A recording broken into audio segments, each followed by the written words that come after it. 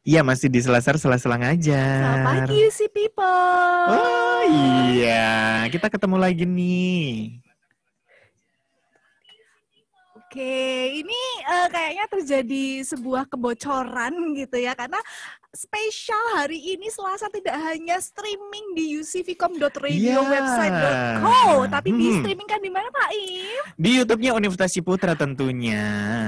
Cuman rekaman kali. Enggak, bener-bener live loh. Nggak mungkin. Mungkin. Ya. Segala sesuatu itu mungkin ya. Yes, kita live streaming di YouTube Universitas Ciputra juga hari ini. Yeay. Ada apa sih sebenarnya hari ini? Waduh, spesialnya pakai telur. Nanti kita akan ngomongin deh ya. Okay. Hari ini kita kedatangan bintang tamu yang luar biasa nih. Tapi kalau misalnya UC People semua udah ngikutin Instagramnya UCVcom gitu ya, ataupun juga akun-akun pribadi kami gitu ya, itu pasti udah tahu lah ya siapa yang akan jadi bintang tamu di acara ini. ini. Dan pasti UC People semuanya udah browsing ya. Siapa sih gitu beliau ya. Ini, gitu. Tapi maaf nih ya, saya mau perkenalkan diri dulu. Saya Amanda, UC People semuanya. Hari ini Gaby sakit. Jadi kita doakan beliau supaya cepat sembuh, Bu Gaby. Get well soon. Bener, saya sih mendoakan supaya cepat dapat pacar aja ya. Gitu ya.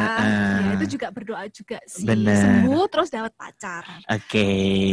Nah, UC People semuanya, edisi Selasar kita ini di hari Jumat tanggal 18 September 2020, temanya adalah Don't Stop. Salah ya, itu beda judul ya. Tema hari ini adalah Don't Stop Until You Proud. Jangan berhenti sampai kamu bangga. Yes. Kalau belum bangga jadi jangan berhenti. Benar. Karena sosok yang satu ini gitu ya, kayaknya sudah punya cukup portofolio yang sangat-sangat membanggakan gitu ya. Tapi apakah beliau berhenti? Kayaknya enggak. Jalan terus. Benar.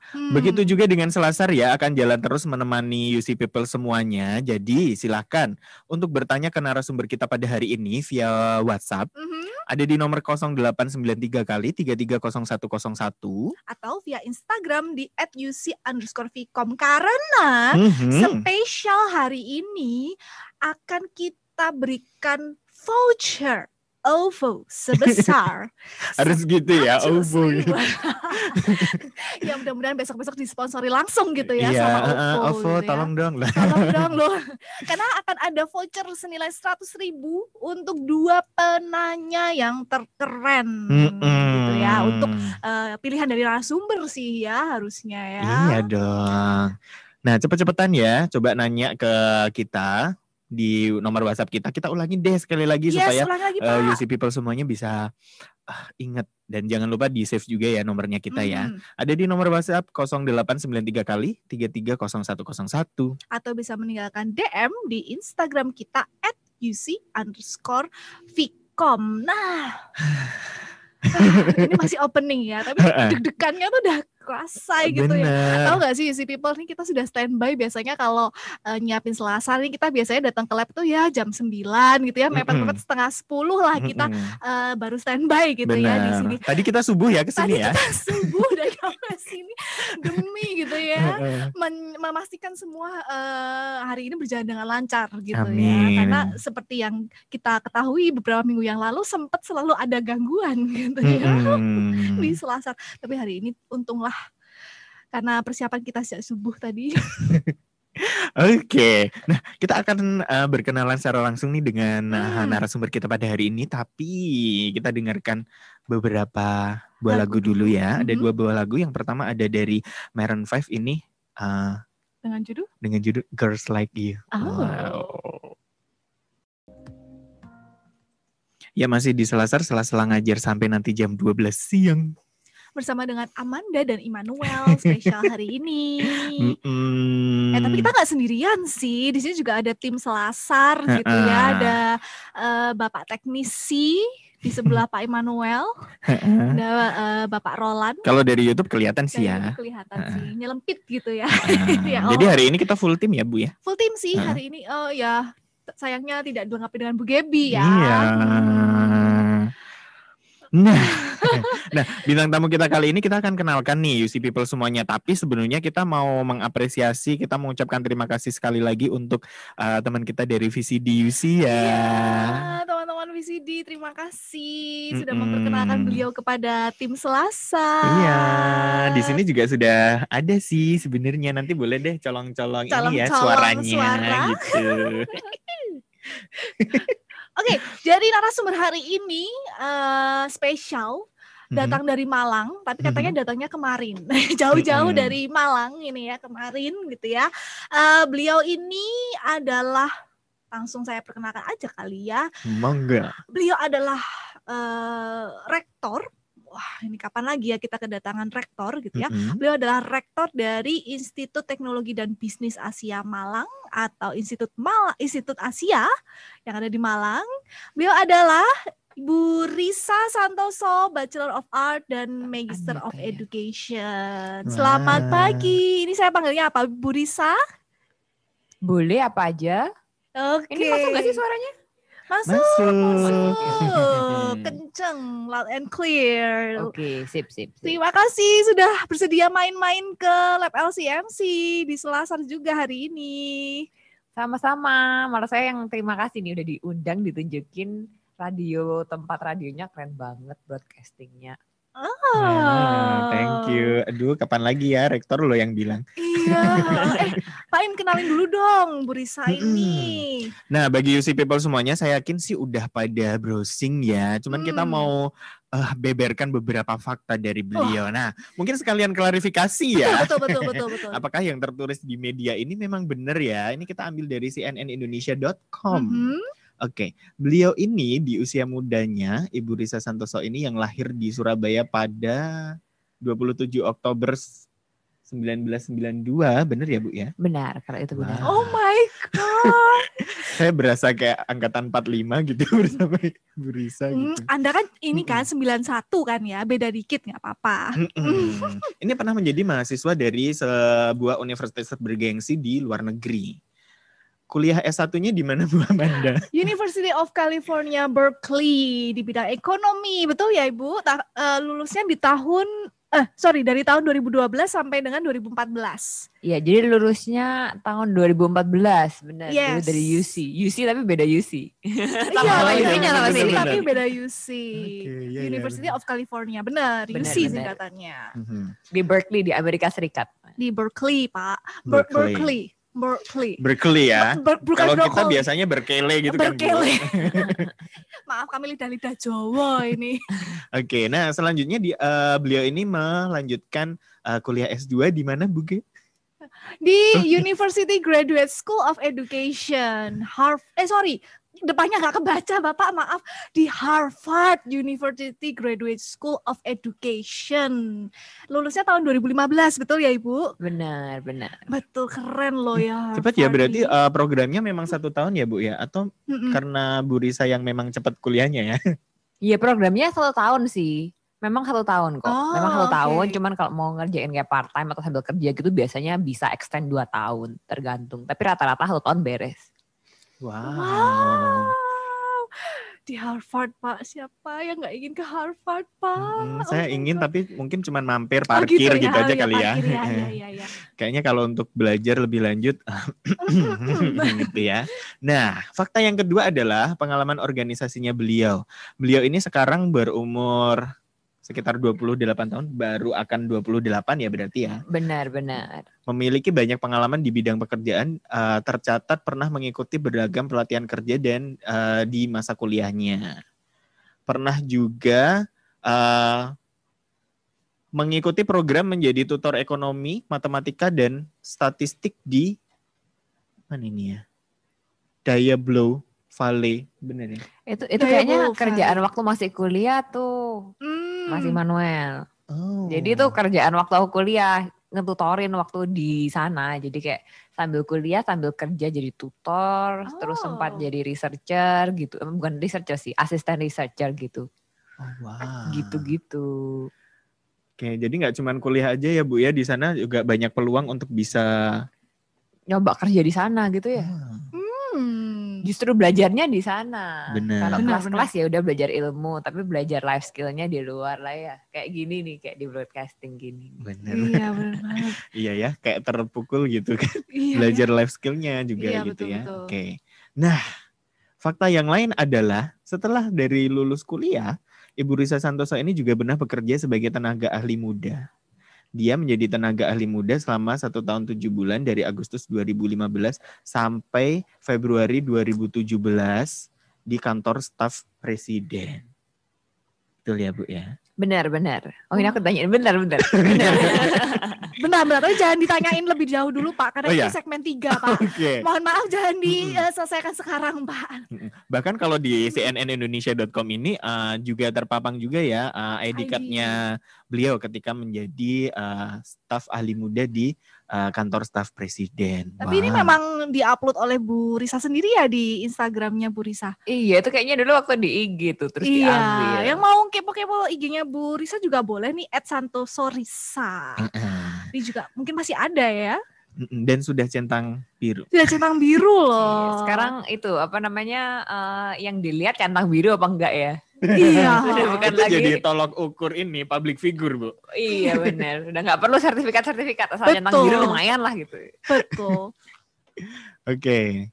Selanjutnya sebelum terpilih menjadi rektor termuda di Indonesia, Ibu Risa Santoso ini juga bekerja sebagai direktur pengembangan di Institut Asia Malang. Beliau menjabat posisi ini selama 2 tahun 10 bulan. Jadi sebelumnya memang menjadi direktur pengembangan ya Bu di Institut Asia ini ya Bu? Benar. Jadi waktu pertama kali masuk, awal-awal banget itu sebenarnya aku masuk ke LPMI, jadi Lembaga Penjaminan Mutunya. Terus baru setelah itu jadi direktur pengembangan. Jadi kayak development director gitu. Buat bikin program-program di kampus. Wah. Keren ya pengalamannya. Ini tingkat kampus ya, maksudnya UC People mungkin kalau misalnya tahu, kalau direktur pengembangan di tingkat universitas itu berarti posisinya sudah setinggi apa, berarti tahu ya. Apalagi sekarang beliau juga dinobatkan menjadi rektor di Institut Asia Malang ini dan rektor termuda kebetulan. Iya benar. Di Indonesia sampai sekarang ya, belum sampai pernah sekarang ya? Ada yang ini ya. Kayaknya masih sampai sekarang, tapi mungkin bentar lagi lah ya ada yang duluin mungkin nomor 26 sudah jadi rektor ya nggak tahu. Belum dapat infonya. Ya. Ini sempat tercatat di Muri gitu nggak sih Bu? Enggak ya? Iya benar. Jadi di kontak sama orang yang Muri waktu itu. Waktu habis awal-awal viral, jadi di Institut Asia sendiri kayak kita dikabarin sama Muri, tanyain mengenai umur lah dan lain-lain. Terus kalau iya mau dimasukin Muri. Terus tim dari Muri sempat datang ke Malang buat ngasihin kayak piagamnya Muri. Wow. Gitu. Berarti udah resmi ya, sudah dijedok oleh Muri gitu ya. Berarti ya sampai itu ada Muri yang lain, berarti yang masih pemegang rekornya adalah Bu Risa. Oke.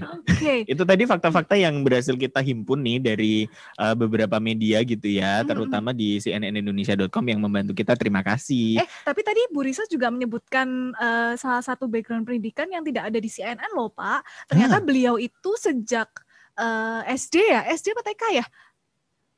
Beliau join adalah lulusan dari sekolah Ciputra, betul ya? Sekolah Ciputra Surabaya ya Bu? Sekolah Ciputra Surabaya, dari TK saya di sana. Dari TK tuh. Iya.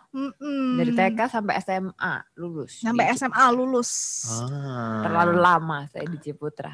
Jadi sudah ini ya, sudah kenal dekat lah ya dengan Ciputra karena sudah dari TK nih. Benar, dan karena memang sekolahnya juga international school, jadinya langsung aja ya ke luar negeri untuk berkuliahnya. Langsung sekolah di Berkeley. Wah, tapi mungkin mengawali dulu nih ya. Dengan kita sudah mengetahui background pendidikan beliau juga, kemudian pengalaman berkarir beliau. Tapi Bu Risa nih, saya mau tanya, emang sebenarnya cita-cita Bu Risa dari masa kecil itu apa sih? Cita-cita dari masa kecil ya? Kayaknya aku cita-citanya kayak gak jelas gitu loh waktu masa kecil, Mbak Amanda. Jadi lebih kayak waktu dulu ditanyain awal-awal baca buku tentang astronot, kepinginnya jadi astronot. Baca buku tentang apa itu namanya dinosaurus, kepingin jadi yang nyariin kayak itu apa tulang-tulangnya apa sih itu namanya arkeolog gitu arkeolog gitu kayak agak-agak jelas gitu sih sebenarnya. Sempat kepikiran untuk jadi rektor nggak dulu? Kayaknya belum tahu rektor itu apa nih. Iya kayaknya ya. Gitu. Jadi jadi nggak kepikir waktu kecil mau jadi rektor. Ya pas aja lah nggak tahu gimana jadi satu demi satu akhirnya jadi rektor gitu. Nah. Oke, nah selanjutnya nih kita sebenarnya kalau misalnya Ibu Risa ini kan dari kecil memang cita-citanya berubah-ubah gitu ya. Mungkin ini yang juga dialami oleh kita semua gitu ya. Yes. Apalagi nih sekarang generasi milenialis ini mungkin bisa cita-citanya mungkin tambah lagi gitu ya. Kalau zaman dulu kan mainstream ya, dokter lah, guru jarang juga sih. Jarang sih. Jarang. Kemudian mungkin ini arsitek. Gitu. Kamu sudah kenal arsitek? Waktu kecil kayaknya kita nggak kenal macam-macam deh ya. Iya. Kenalnya cuma dari buku-buku anak-anak tuh. Ada apa?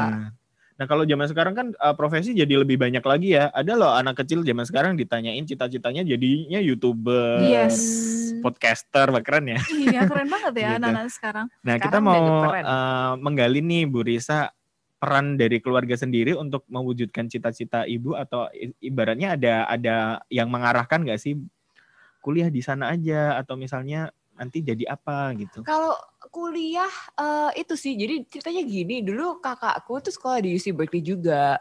Jadi dia kan beda 5 tahun nih sama aku.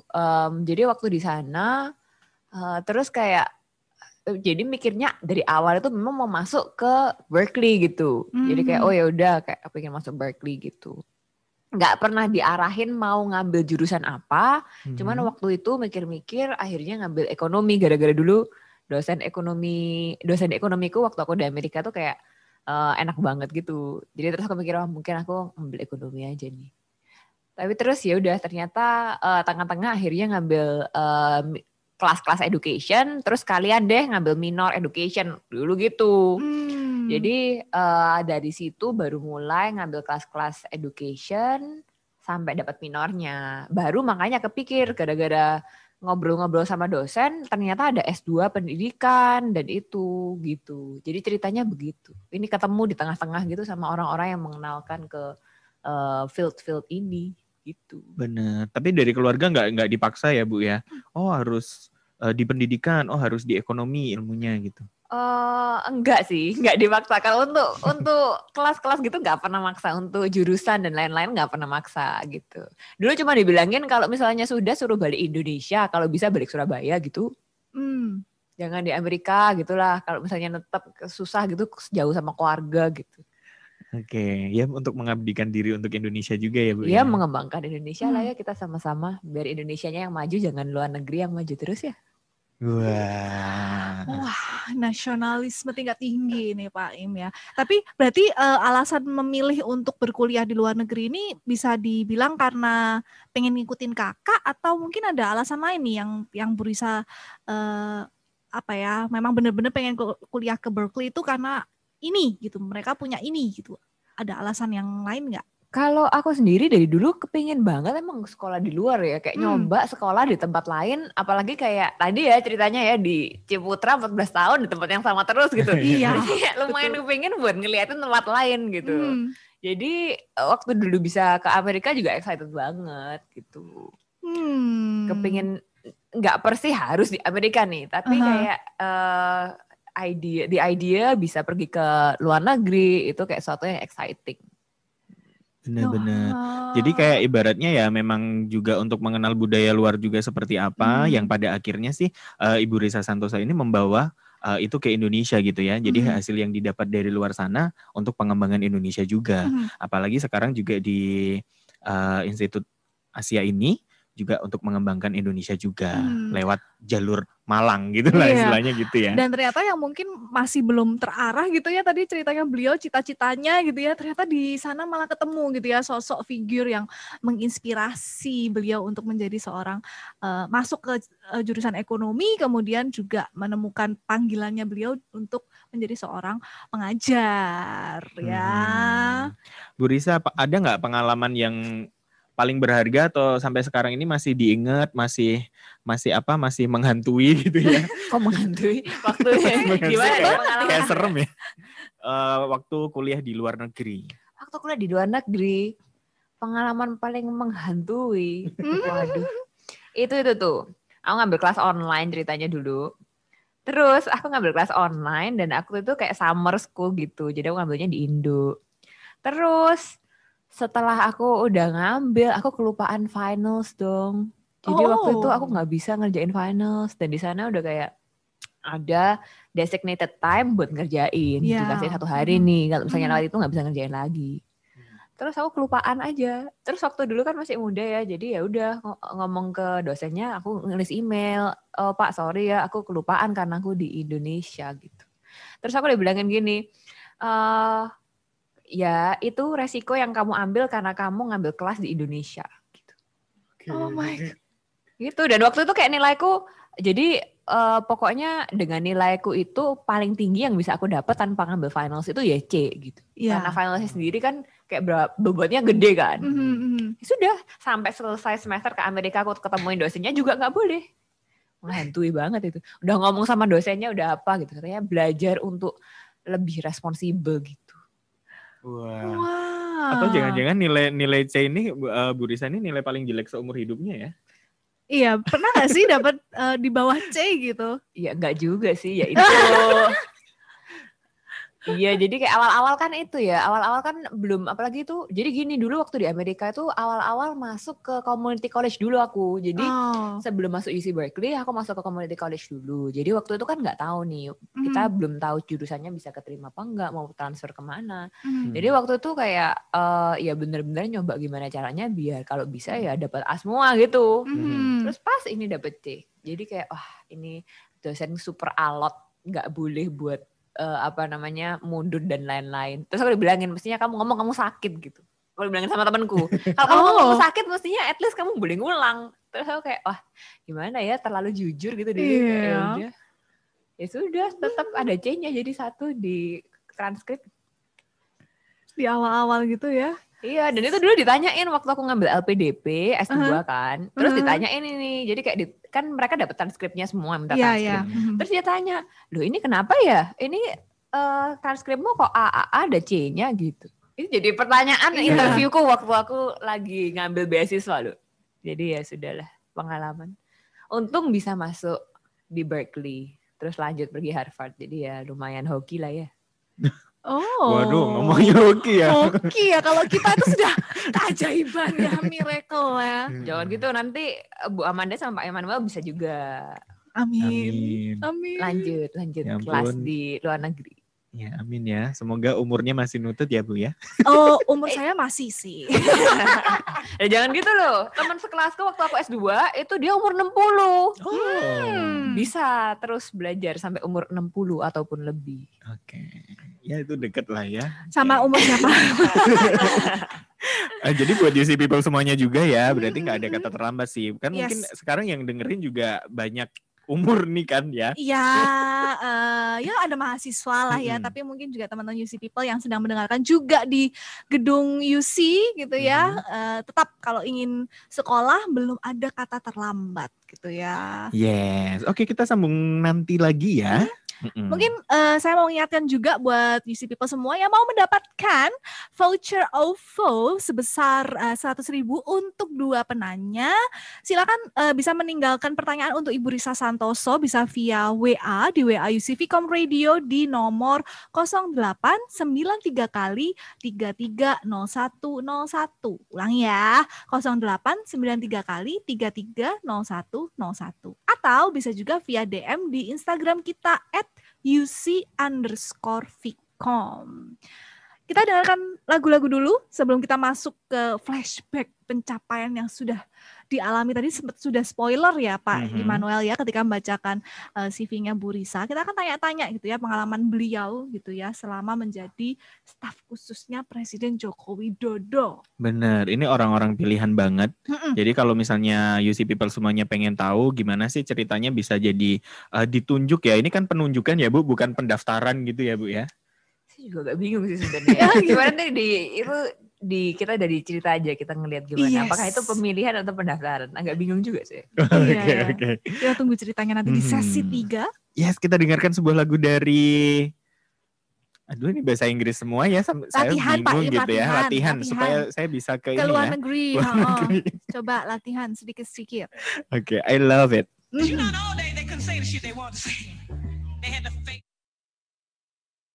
Setelah ngajar sampai nanti jam 12 siang.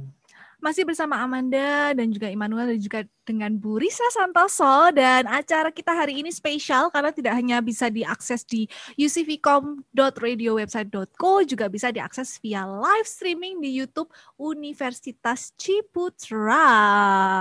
Ya, silakan buat UC People semuanya bisa akses di YouTube kita ya. Ini sudah ada beberapa yang bertanya. Ini komentar juga loh. Apa? Coba dibacakan beberapa, Pak Im. Ada dari KIPA. KIPA ini sebuah organisasi kayaknya ya. Nanti kita akan cari tahu lebih lanjut lagi. Tapi memberikan pesan nih buat kita semua di masa pandemi ini, salam sehat selalu buat Bu Risa yang sangat baik sekali. Biar bisa beraktivitas dengan baik juga.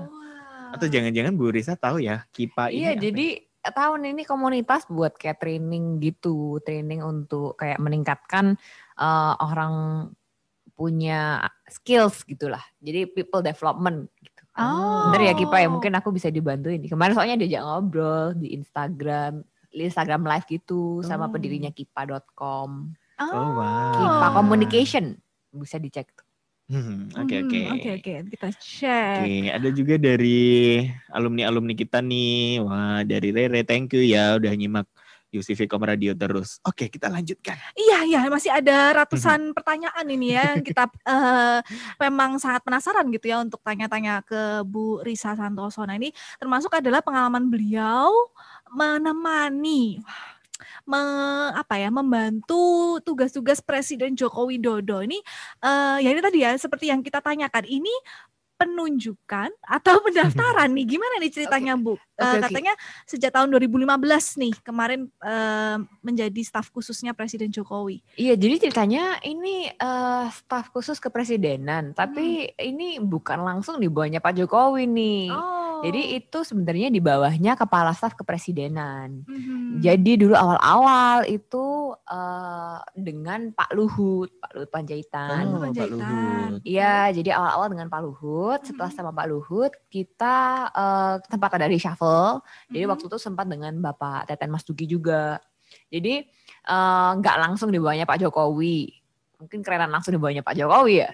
Tapi ini nggak langsung di bawahnya Pak Jokowi. Jadi waktu itu kalau ditanyain apakah penunjukan atau apa tadi? Pendaftaran atau penunjukan itu jadi gini ceritanya. Mungkin aku cerita aja nanti dilihat nih apa ini pendaftaran atau penunjukan. Dulu waktu pertama kali tahu itu aku ketemu dengan Pak Luhut dan juga timnya waktu aku lagi di Amerika Serikat gitu. Jadi ceritanya Pak Luhut diundang ke Harvard waktu aku masih sekolah ceritanya. Dan diundang untuk jadi keynote speaker di Harvard Business School. Dan kita anak-anak Indonesia nyambut barengan kan dan bikin event. Waktu itu aku juga jadi sekretarisnya klub Indo di Harvard.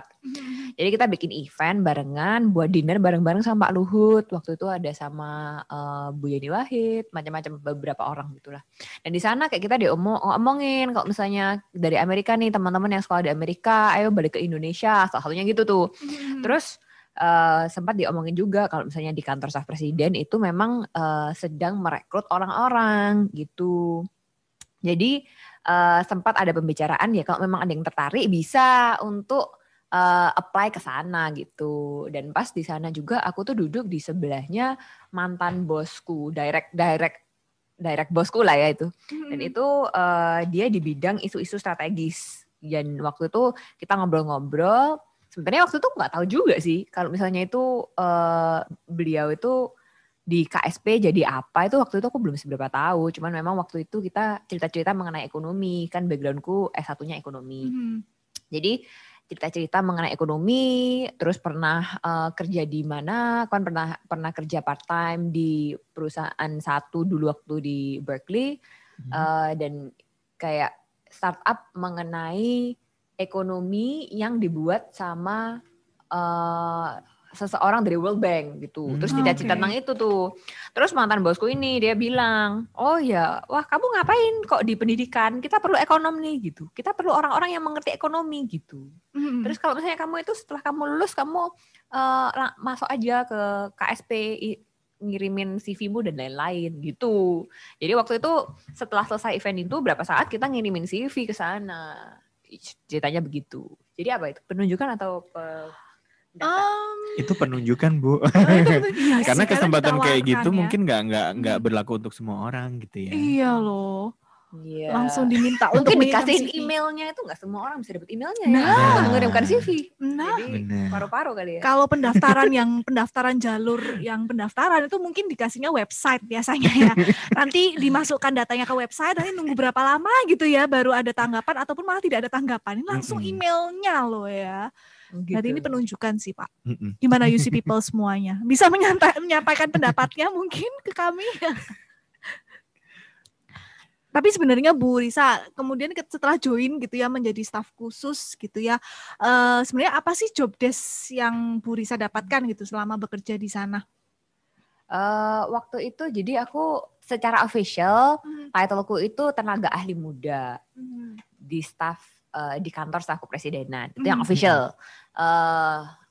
Maksudnya title-nya yang real gitu. Dan waktu itu lebih banyak awal-awal itu memang tugasnya kantor staf presiden ini untuk ngeliatin program prioritasnya presiden. Jadi kira-kira itu apakah program prioritasnya ini terjalankan dengan baik apa enggak. Kan awal-awal banyak banget pencapaian yang mau dicapai. Ini kan term awalnya Pak Jokowi ya. Dan waktu itu kita dibagi-bagi jadi beberapa sektor. Dan waktu itu aku masuk di kedeputian 3 isu-isu bidang isu-isu strategis gitu. Tapi setelah berjalannya waktu, menurut aku kayak lebih banyak serabutannya sih, lebih banyak kayak seperti konsultan menurut aku. Kalau mungkin lebih gampang digambarkan ya, seperti konsultan. Terus kita ini mengkonsultani kementerian-kementerian gitu. Jadi kita kayak misalnya ada sesuatu yang nggak jalan atau sesuatu yang ada kendala, nanti kita diminta untuk cari tahu kenapa gitu. Terus nanti kita diminta masukan kira-kira gimana caranya bisa menyelesaikan masalah ini. Gitu-gitu. Jadi kayak konsultan kan lebih nih, mungkin gampangan deskripsi ini tuh gitu. Konsultan ahli tapi ya. Karena kan memang staf ahli ya. Betul. Dan muda mungkin karena muda jadi pemikirannya bisa lebih luas, bisa. Itu nama officialnya gitu. Jadi ada 4 itu, ada tenaga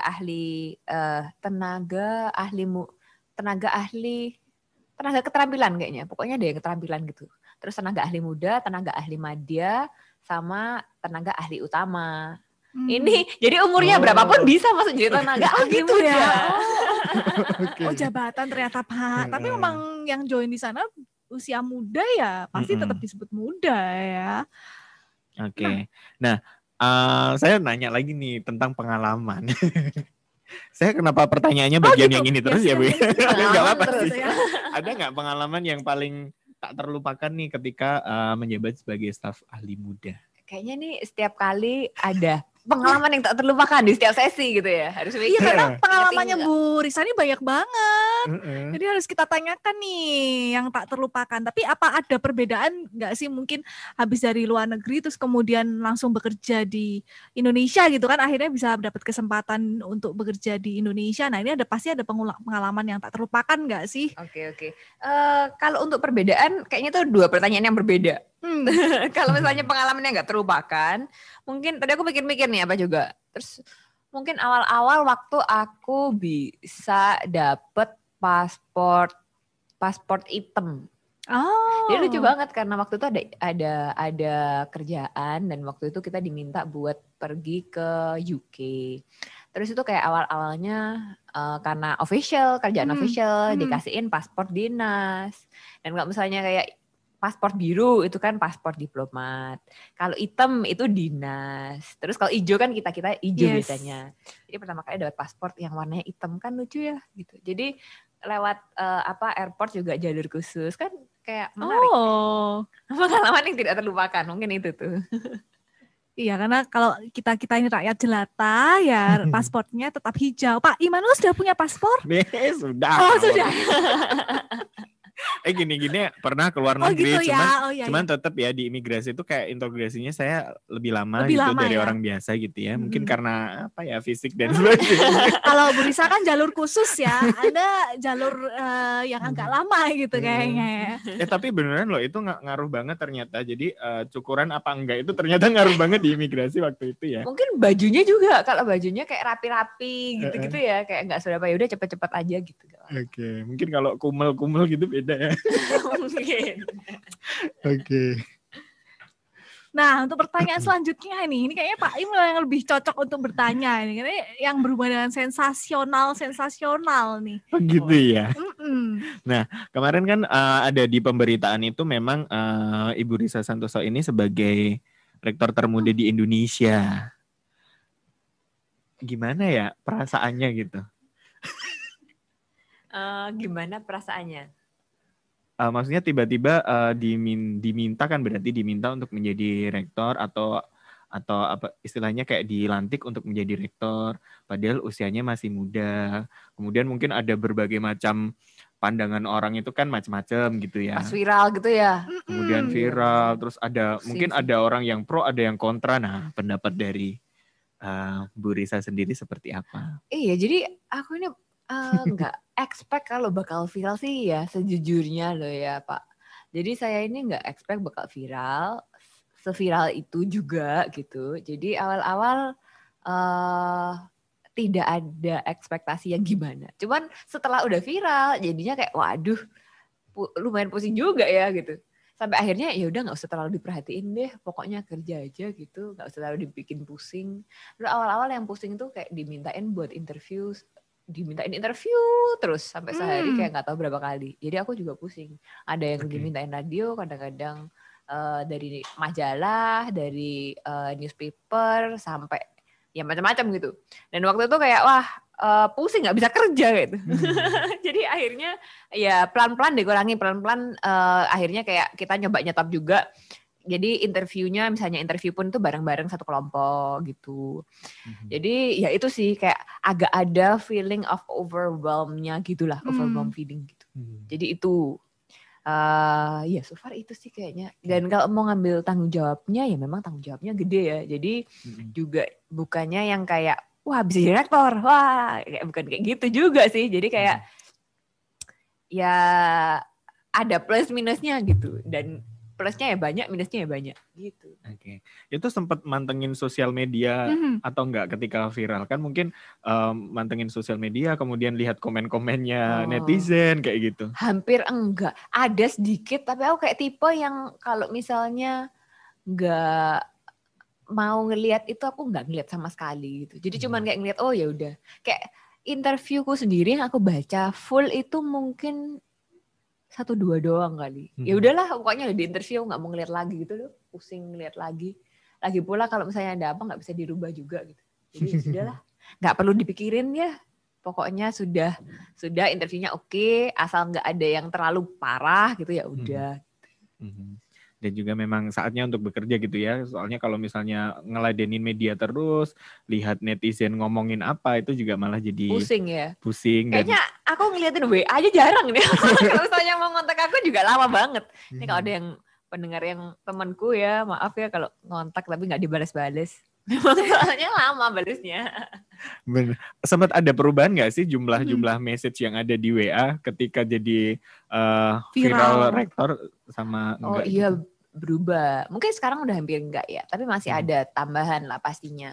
Terus apalagi awal-awal waktu viral tuh jadi ribut banget. Makanya kayak aku gara-gara itu punya love-hate relationship sama WA. Kalau misalnya nggak dibuka dulu gitu sampai nanti gitu. Makanya kayak gitu. Akhirnya kayak kerjaan-kerjaan aku move sebagian pergi ke Telegram gitu. Biar kayak lebih fokus. Oke. Soalnya kadang-kadang orang-orang ngontak dulu kan banyak kan share dari dulu nomorku sama soalnya dari waktu di KSP pun. Jadi orang-orang ngontakin gitu dan kadang-kadang diajak untuk ngobrol apa diundang buat acara, itu kebacanya udah kayak setelah acaranya selesai gitu. Jadi ya begitulah. Oke, wah untung ya, untung kita masih sempat datang ke Selasar nih. Karena kan ternyata jadwalnya padat banget, WA-nya mungkin juga banyak banget gitu ya. Nah, terakhir untuk sesi ini nih Bu, kita pengen nanya, lebih menantang menjadi rektor atau lebih menantang menjadi staf ahli muda kepresidenan? Lebih menantang jadi rektor menurut saya. Oke. Udah itu kayaknya gampang balik. Soalnya gini, kayak jadi rektor itu kan bener-bener responsibility terbesarnya itu ada di tanganmu nih. Mungkin kalau jadi tenaga ahli muda itu memang skopnya jauh lebih gede. Tapi itu kan banyak yang kerjaannya itu team effort, terus kayak project-project kerja barengan, yang akhirnya menurut aku jadi jauh lebih doable. Kalau yang ini kan bener-bener ada yang salah, yaitu kayak bisa di kamu gitu. Ya jatuh ke kamu, itu your responsibility gitu. Kalau misalnya programnya nggak jalan gitu, itu kamu. Kalau kita di KSP kan kayak kementeriannya nggak jalan, gimana caranya memperbaiki. Nah kita kan jadi yang ganti, yang gimana caranya biar bikin lebih baik. Kalau ini kan benar-benar kita yang kerjain, hasilnya juga di kita. Gitu. Benar. Dan memang pengambil keputusan banget ya untuk menjadi rektor ya Bu ya? Iya benar banget. Jadi kayak banyak banget harus ngambil keputusan. Enakan disuruh kadang-kadang ya, orang-orang itu mungkin yang suka jadi entrepreneur ya, kayaknya ngikut seorang juga enak kok. Tapi kalau ya, ada plus minusnya dua-dua. Kalau sebelum mengambil keputusan biasanya minta advice dari siapa sih Bu?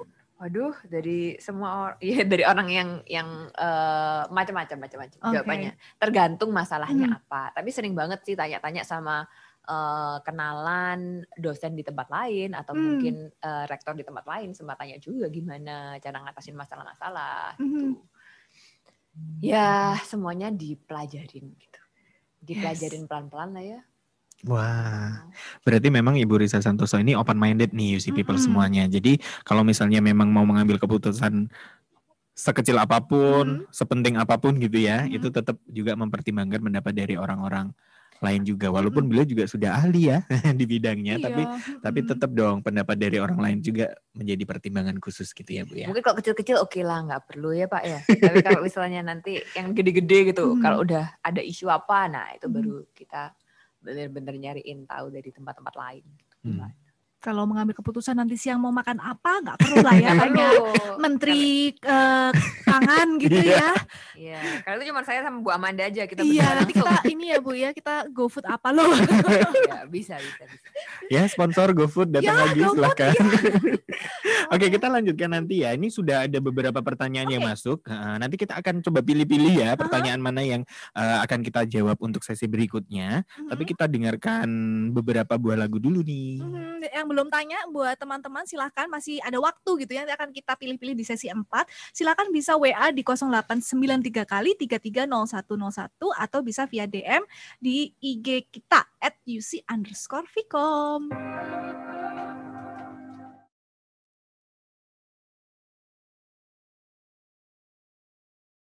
Bu Risa, bagaimana pengalamannya di UC Vcom Radio selama kira-kira hampir 1 jam ini? Kedinginan saya. Iya, karena ya, tetap asik. Karena memang ya wajar ya Ibu, ini penghuni lab ini memang beruang kutub. Jadi kenapa kok kita supply AC? Yes, Pak Im. Silakan. Kita masuk di sesi 4 nih UC People semuanya. Kita mau ngomongin nggak afdol rasanya kalau misalnya kita nggak membicarakan tentang hal yang saat ini lagi terjadi nih dengan Ibu Risa Santoso. Yes, dan pasti dialami oleh semua instansi pendidikan ya Pak Im ya, berpengaruh banget. Benar, apalagi kan beliau ini juga pimpinan sebuah perguruan tinggi gitu ya. Jadi kita sebenarnya ingin menanyakan lebih ke arah pengalaman-pengalamannya sejauh ini.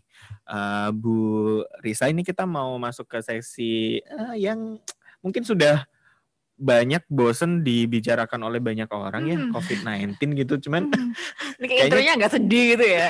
Kayak intronya ya sudahlah kita ngobrolin karena keharusan.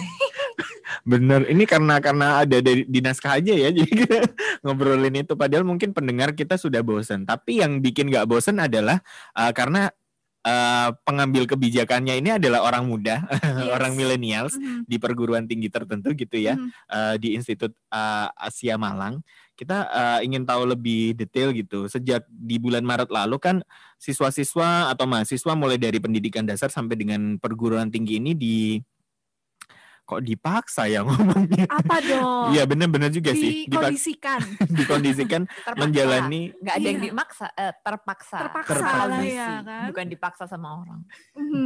Iya benar. Ini redaksionalnya ya. Iya maaf. Mungkin PD-nya harus belajar kepada Bu Risa nanti. Ya, terpaksa menjalani study from home gitu. Nah, bagaimana menurut Ibu Risa keefektifan pelaksanaan study from home ini di seluruh sekolah? Mungkin kalau mau diceritakan spesifik di perguruan tinggi yang Ibu pimpin juga boleh, Bu. Kalau menurut aku ini kayaknya itu ya pasti beda-beda banget setiap perguruan tinggi tentang kesiapan mereka. Kalau misalnya udah kayak UCINI sudah online, mungkin jauh lebih siap gitu. Atau mungkin teman-teman yang memang dari awal sudah mempersiapkan online kelasnya yang sudah matang gitu. Itu pasti jauh lebih siap dan mereka kayak punya platformnya. Jadi memindahkan dari offline ke online pun itu sudah dari pembelajaran sebelum-sebelumnya, jadi itu jauh lebih mudah. Kalau sebagian besar yang lain yang belum, nah itu yang menurut aku susah gitu. Kalau kampusku itu sebelum kita COVID ini yang kelas online kita cuman ada 3. Dan itu pun kita baru jalan 1 tahun kan. Jadi awal-awal benar-benar migrasi total dan itu ya kayak serabutan gitu. Pokoknya waktu awal-awal sih yang paling penting pokoknya kelas itu ada dan mahasiswa bisa belajar mata kuliah yang diambil. Itu udah mulai dari situ. Jadi ya udah mulai dari serabutan asal bisa jalan gitu. Kalau misalnya tanya kesiapan apa enggak ya lumayan enggak siap ya tentunya ya. Cuman ya mau enggak mau kita harus terpaksa melakukan itu gitu. Dan ya untungnya dipaksa juga sesuatu yang mungkin kita ini awal-awalnya bakal terjadi 3-4 tahun ke depan sudah kita lakukan sekarang dan terpaksa 6 bulan gitu ya. 6 bulan sudah bisa jalan kayak gitu. Tapi menurut Bu Risa sendiri kalau kesiapan dari siswa atau mahasiswa Indonesia ini sebenarnya untuk metode pembelajaran jarak jauh via online ini mereka ini sudah siap atau dipaksa harus siap gitu kan tadi kan intinya pada akhirnya. Kalau misalnya mahasiswa sendiri menurut aku yang di kota-kota itu udah lumayan siap ya. Justru mereka-mereka yang akhirnya balik ke mungkin ke pedalaman. Aku nggak tahu deh yang di Indonesia ada yang di pedalaman nggak sih. Cuman dari luar kota yang bukan kota gede itu yang mungkin akhirnya agak susah. Tapi secara mentalitas sendiri sebenarnya itu menurut aku orang-orang itu nggak expect kalau misalnya mereka tuh harus online. Jadi apa yang awalnya itu sign up buat sekolah dan itu adalah offline, terus tiba-tiba diminta offline, jadinya protes, ngerasa kalau itu tuh kayak sesuatu yang nggak mungkin dan bukan apa yang mereka sign up for gitu. Jadi itu yang menurut aku akhirnya jadi ganjalan besar. Kalau misalnya dari awal nih mereka udah mau masuk kelas dan itu aslinya online, menurut aku pasti ada pandemi nggak ada pandemi nggak akan ada bedanya gitu. Apa mungkin yang pertama memang sudah ada pemikiran akan ada kelas hybrid gitu ya, jadi sebagian online sebagian offline. Minimal mereka sudah punya peralatannya, udah prepare buat itu. Lalu mereka paling nggak juga sudah lumayan familiar sama konsepnya. Ya itu mentalitasnya menurut aku yang kayak sekarang ini perlu pelan-pelan diperbaiki karena sebelumnya ekspektasinya semuanya offline gitu. Yes. Oke ya, karena dari ekspektasi ya. Nah ini juga kita mau melihat pandangan dari Ibu Risa Santoso sendiri ya. Selama di pandemi COVID-19 ini kan mungkin sharing dari Ibu sebagai generasi mudanya Indonesia yang berprestasi luar biasa gitu ya. Kira-kira ada nggak sih wejangan buat kita nih selama COVID-19 ini apa sih yang harusnya kita lakukan untuk bisa memanfaatkan waktu dan tenaga kita dengan sebaik-baiknya seperti itu, Bu?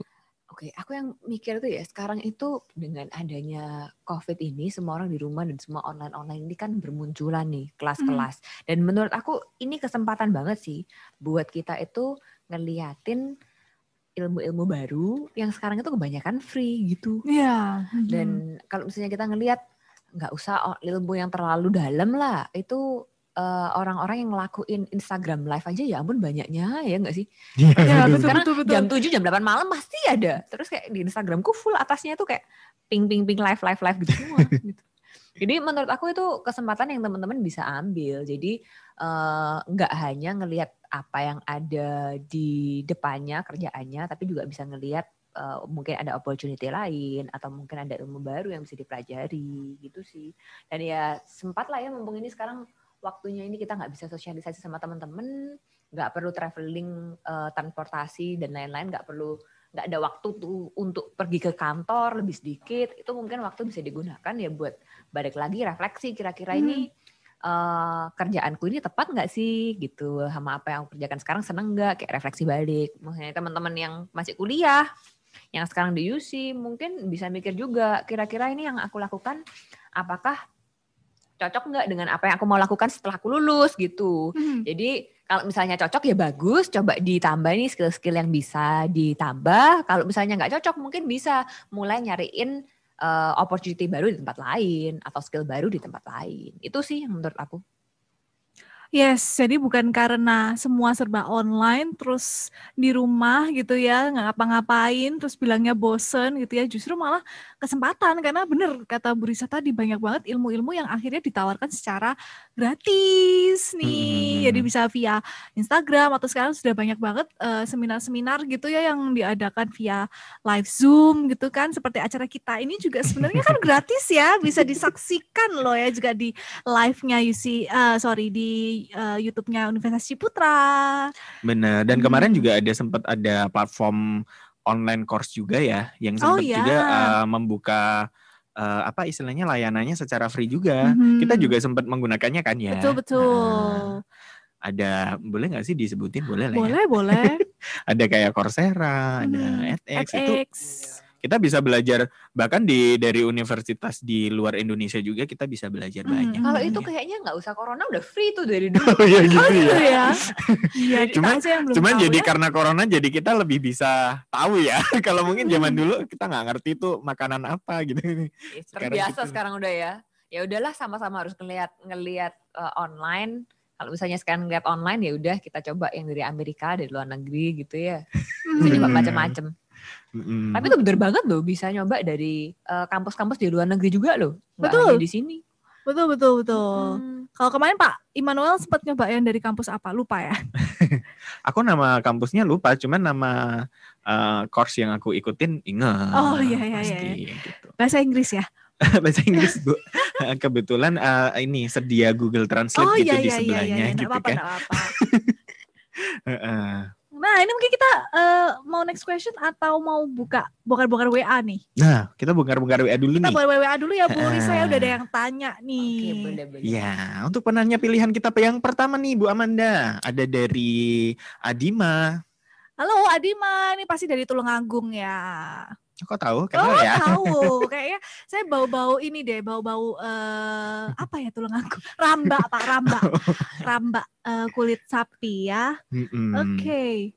Pertanyaannya adalah seputar pengalaman Bu Risa ini menjadi rektor muda nih, karena kan zaman sekarang apa istilahnya suara anak muda itu kadang kan sering diabaikan gitu ya. Nah, kalau sekarang menjadi rektor atau petingginya di sebuah perguruan tinggi gitu kan, bagaimana cara Ibu dapat menjadi jembatan apresiasi mahasiswa atau aspirasi mahasiswa untuk menjelaskan kepada dosen-dosen yang lebih senior, karena kan pemikiran anak-anak milenials dengan dosen-dosen senior ini mungkin agak berbeda. Nah karena Ibu juga masih muda, masih milenials kayak kan kita semua masih muda ya, masih milenial semua kita di sini.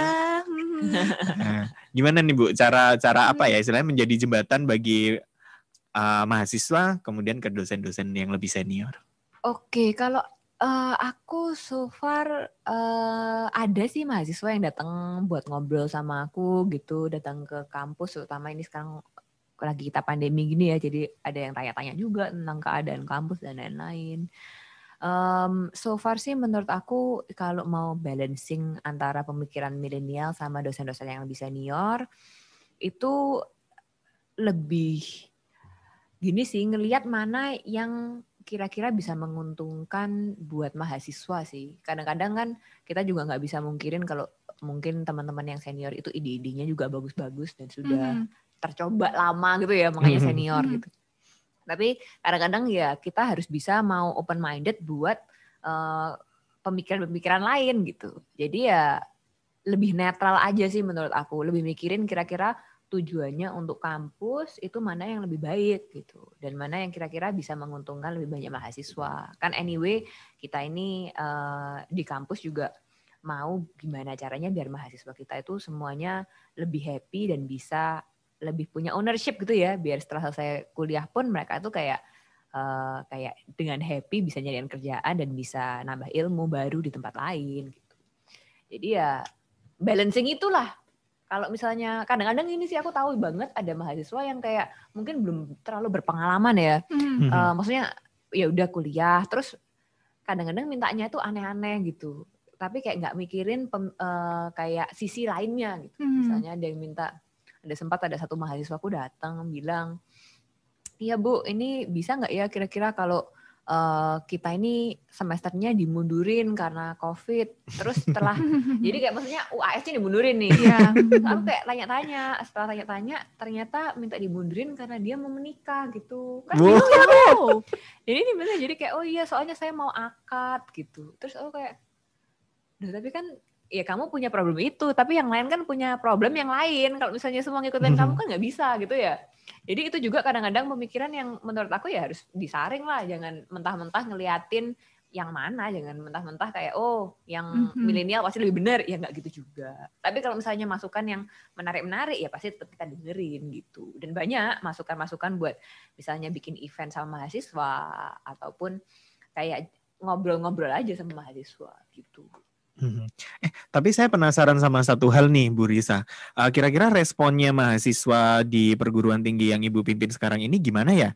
Ada rektor paling muda jadi pimpinan di kampus. Institusnya Ibu gitu. Di institut. So far untungnya itu positif-positif sih. Atau semua yang ke saya positif semua. Saya juga bingung. Mungkin yang negatif gak masuk ke saya gitu. Tapi so far positif-positif sih. Untungnya ya. Yang aku ketemu nggak pernah kayak ngomongin hal ini jadi sesuatu yang negatif, malah mereka kayak lebih open minded dan kayak malah lebih seneng ya, oh ya lebih umurnya lebih mirip gitu, jadi lumayan positif. Dosennya pun untungnya banyak yang positif gitu. Nah, berarti nggak ada pertentangan ya? Oh nggak ada, so far nggak ada. Oke. Nah ini tadi kan sudah ada yang ternyata Bu Risa ini juga dekat gitu ya dengan mahasiswa-mahasiswa beliau. Nah ini apalagi di masa COVID ini gitu ya. Tadi ada yang sempat permintaannya memang aneh ya, karena dia minta UAS-nya dimundurin karena dia mau akad, bukan karena COVID ya, sebenarnya buat alasan aja. Tapi gimana sih Bu caranya supaya menimbulkan perasaan bangga nih buat teman-teman muda saat ini yang ada di Indonesia, baik itu siswa maupun mahasiswa ataupun sekarang yang mungkin masih muda tapi belum ada kesempatan untuk bekerja gitu ya, belum mendapat pekerjaan karena mungkin kondisi pandemi COVID ini kan pasti mereka sedang mengalami perasaan yang pasti mungkin patah semangat, kemudian kecewa, kemudian lelah gitu ya dengan keadaan yang seperti ini, keadaan yang baru tapi akhirnya berimbas gitu ya kemana-mana gitu ya, terlebih ke diri mereka sendiri. Gimana sih caranya menimbulkan perasaan bangga gitu ya, sudah bisa menjadi anak-anak muda di Indonesia ini selama kondisi di pandemi COVID ini? Iya, mungkin lebih kayak daripada bangga, mungkin lebih kayak tangguh gitu ya. Kayak gimana caranya biar aku kayaknya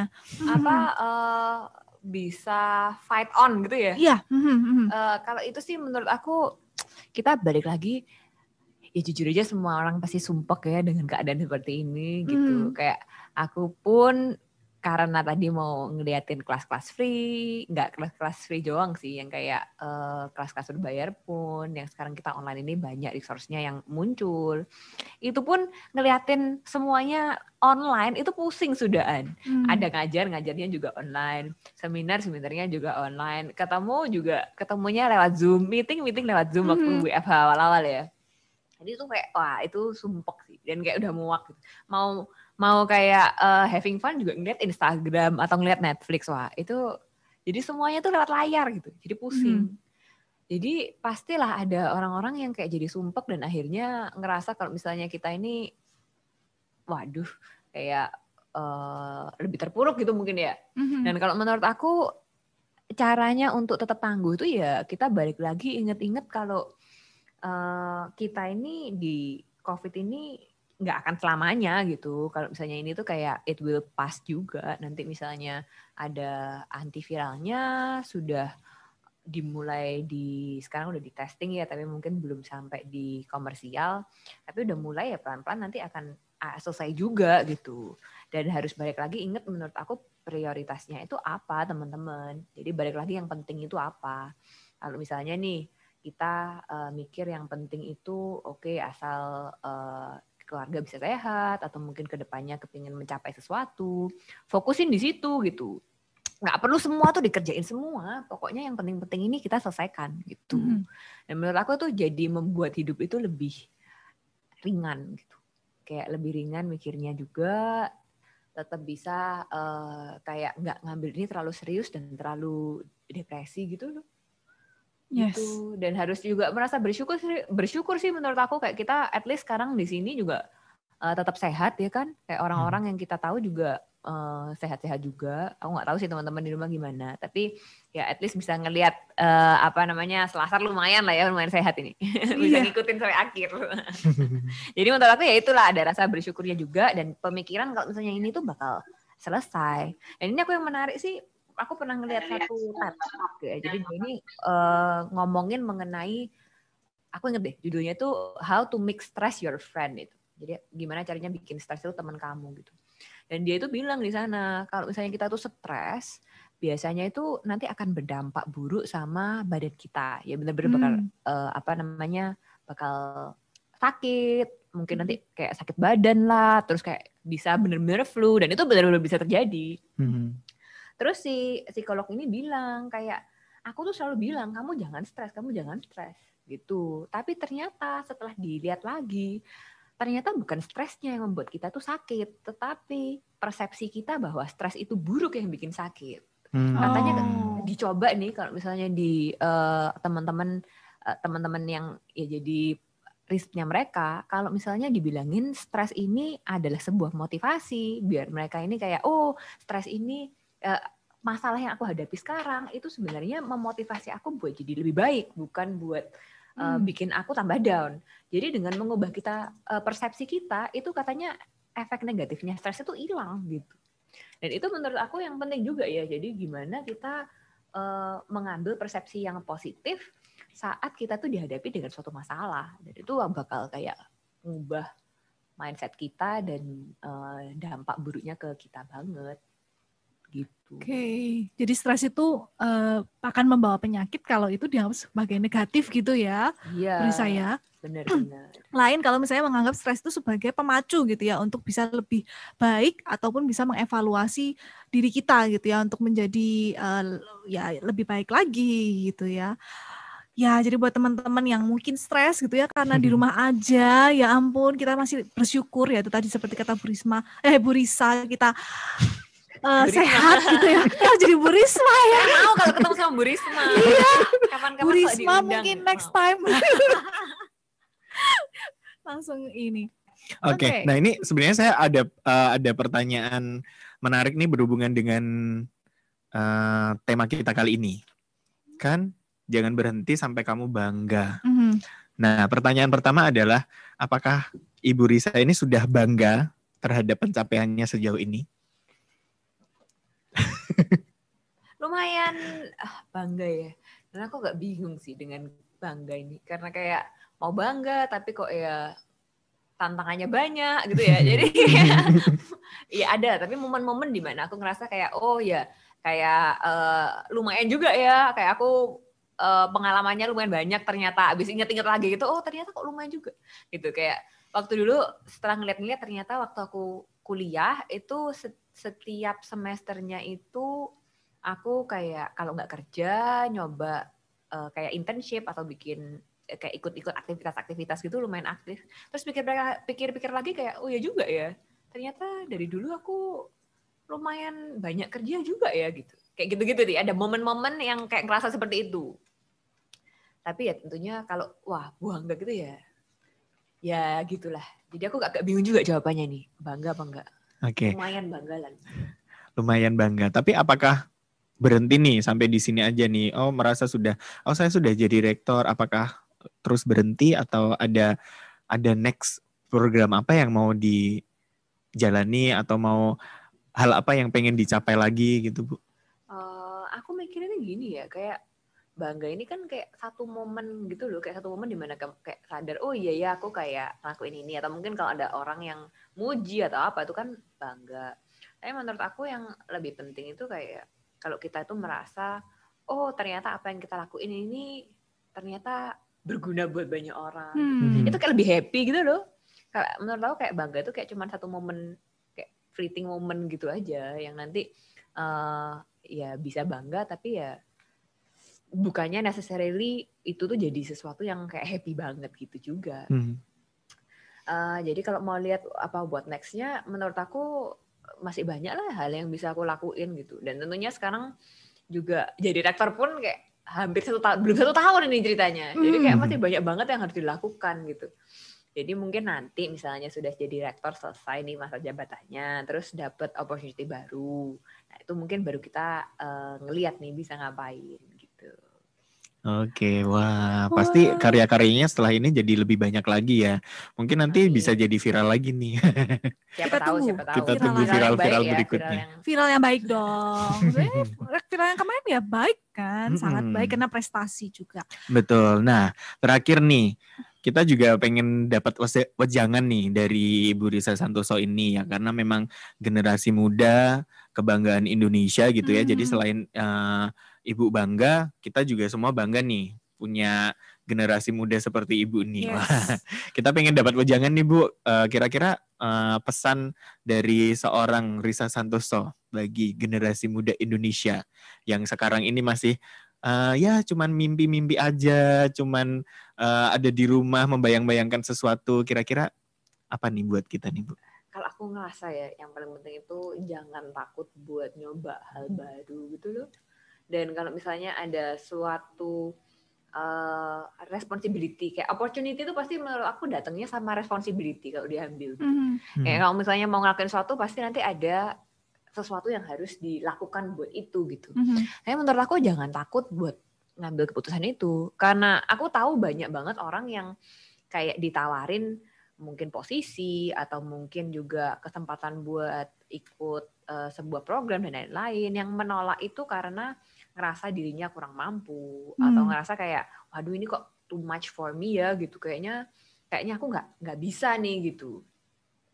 Yang menurut aku kalau bisa kamu coba ya dicoba dulu gitu, dan sebisa mungkin dilakukan secara maksimal. Misalnya hasilnya kurang memuaskan pun menurut aku itu normal, kayak kita kan sama-sama belajar ya. Ini pasti awal-awal ada gagalnya lah gitu. Jadi paling enggak kita harus ingat kalau misalnya ada kayak gitu pun jangan terlalu lama sedihnya gitu, move on cepet-cepet gitu. Jadi coba terus kayak sebisa mungkin ngelakuin yang terbaik, dan kalau misalnya sukses ya bagus, kalau gagal ya nggak apa-apa, kita move on, kita nyoba hal yang lain. Itu yang menurut aku penting. Nimbun banyak pengalaman gitu loh, biar nanti bisa dipakai waktu kita benar-benar kerja dan benar-benar diperlukan. Yes, menimbun pengalaman. Betul, mencoba hal-hal baru. Itu 2 highlight dari pesan seorang Risa Santoso hari ini di Selasar. Wah. Ini melegakan buat kita ya. Sebenarnya kan ini yang jadi ketakutan generasi muda sebenarnya. Ketika pengen bermimpi tapi merasa kayaknya enggak deh, atau kayaknya belum deh. Kita aja sering gitu kan ya. Yes. Maksudnya kita kadang sering membuat batasan untuk diri kita sendiri. Nah ini kita diingatkan lagi oleh Ibu Risa Santoso nih. Kok kayaknya kalau manggil ibu kayak ini banget ya, bukan generasi muda ya, oleh Kak Risa Santoso.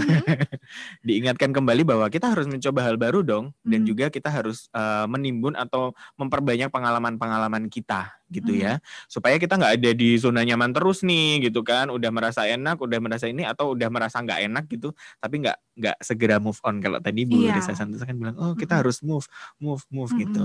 Jadi bukan move on karena tersakiti, bukan, tapi karena sedang berada di zona nyaman gitu ya. Yuk gerak gitu ya.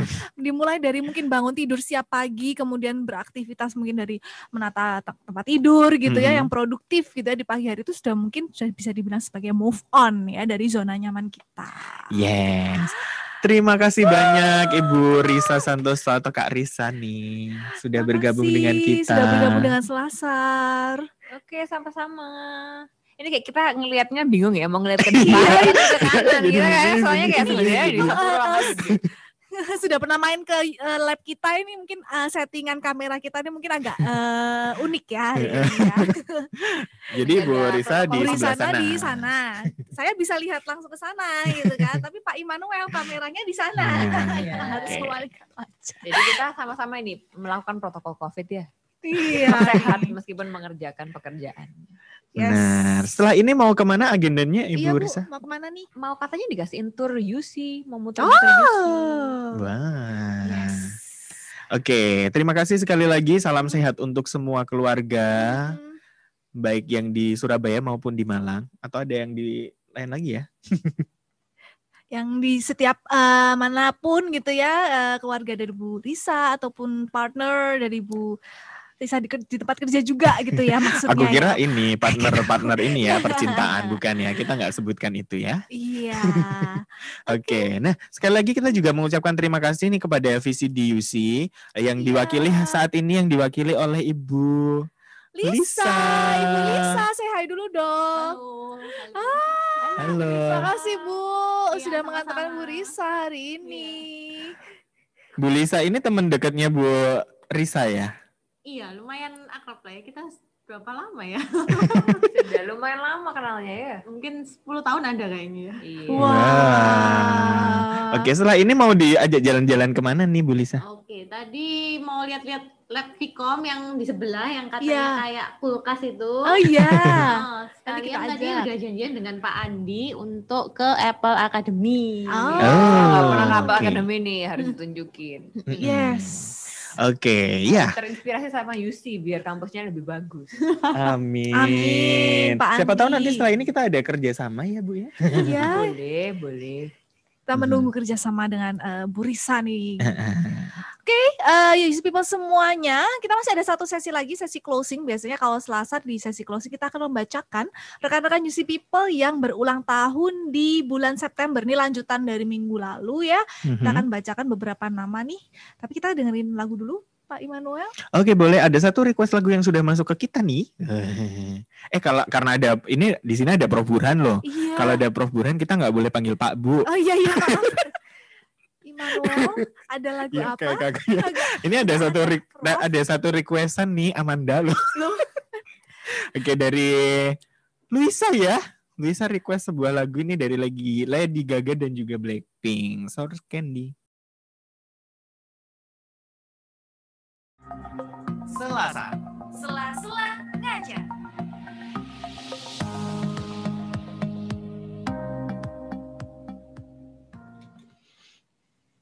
Ya masih di sela-sela ngajar.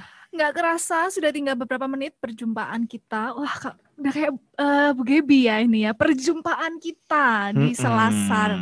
Yang biasanya kita dengarkan setiap hari Jumat jam 10 sampai dengan jam 12. Oke, nah buat teman-teman UC People semuanya yang tadi sudah menyaksikan kita via YouTube juga Universitas Ciputra gitu ya. Thank you banget sudah join sama kita gitu ya. Sorry kalau misalnya tadi kita nggak ini ya, maksudnya nggak sadar kamera banget gitu ya. Baru terbukalah bahwa memang penempatan kamera di ruangan ini cukup unik gitu ya. Tapi nggak apa-apa lah, ini juga karena kita menaati protokol kesehatan juga. Benar. Jadi kalau misalnya UC People semuanya tahu gitu ya, pernah ke lantai 12 lab radionya kita gitu ya, itu ada sebuah ruang yang memang sudah kita siapkan untuk narasumber gitu ya.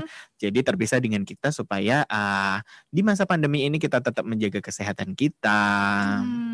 Yang paling tidak kita karena tidak bisa menggunakan masker ya, karena ngomong di mic, makanya kita menjaga jarak gitu ya. Menjaga jarak aman.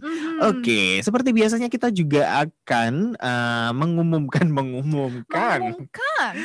mendeklarasikan loh, memproklamasikan apa mana gitu ya. Biasanya sih memang yang berulang tahun di minggu ini kita akan sampaikan supaya teman-temannya juga ingat gitu ya. Kalau mau beliin kado masih ada waktu lah Masih ada waktu. Kita mulai di tanggal 18 hari ini. Hari ini ada siapa ulang tahun? Ada Bapak Stefanus Effort Indrawan dari INA. Selamat ulang tahun, Pak Effort. Di tanggal 20 ada 2 orang. Ada Pak Kabib Masrukin dari PM. Selamat ulang tahun, Pak. Dan juga ada Pak Alfonsus Roni Adinata dari FTP. Kemudian di tanggal 21 September nanti ada 3 nih yang berulang tahun. Ada dari LPPM Ibu Dewi Mayasari atau Ibu Fongfong, selamat ulang tahun. Ada juga dari HTB Bapak Rizky Adityaji, Pak Kiki, selamat ulang tahun ya nanti ya. Selamat ulang tahun. Dan juga ada dari Apple Academy ada Bapak Bayu Prasetyo, selamat ulang tahun. Untuk tanggal 23 September ada rekan kita dari Rektorat. Beliau ini adalah admin dari Rektorat, yaitu Bu Septaria Luliana Rohani Dewi atau Bu Luli. Selamat ulang tahun. Selamat ulang tahun. Nah, kita akan umumkan lagi untuk yang minggu depan. Jangan lupa ya, tetap pantengin terus Selasar. Sela-sela ngajar di hari Jumat jam 10 sampai jam 12. Tapi kita juga mau ngumumin nih, Pak. Dereng-dereng. Yang ditunggu-tunggu, Pak. Apalagi kalau bukan a voucher. Enggak gitu juga ya ngomongnya ya. Tadi kita juga sudah sampaikan gitu ya bahwa Selasar kali ini edisi spesial karena kita akan memberikan voucher senilai Rp100.000 untuk 2 orang penanya. Jadi dibagi ya. Jadi ada 2 penanya yang kita pilih gitu ya, karena pertanyaannya menarik sekali untuk kita bahas tadi gitu ya. Untuk yang pertama, penanya pertama ada Adima, selamat ya. Selamat Adima, terima kasih, keren loh pertanyaannya. Kemudian penanya kedua ada siapa? Ada dari David. Selamat ya, ini pertanyaannya keren banget juga gitu ya. Oke, UC People semuanya kita tetap akan ada giveaway lagi nantinya gitu ya. Yes, doakan kita bisa memberikan giveaway juga gitu ya setiap minggu, tapi enggak lah, jangan setiap minggu nanti kita tekor ya. Iya, kecuali ada yang mau nyumbang boleh. Itu tadi, kalau Selasa sudah bisa mendatangkan sponsor ya. Kita akan ketemu lagi di hari Jumat pasti dengan tema yang spesial juga, yang juga harapannya bisa menginspirasi UC People semua yang mungkin sekarang sedang beristirahat gitu ya di tengah-tengah kuliah ataupun lagi mempersiapkan mau makan siang apa ya. Ibu mau makan siang apa? Kayaknya di luar sudah ada kotaan deh Pak, gak bisa milih lagi. Oke. Ketemu lagi di Selasa minggu depan. Saya Amanda. Saya Emmanuel. Kita pamit. Dah.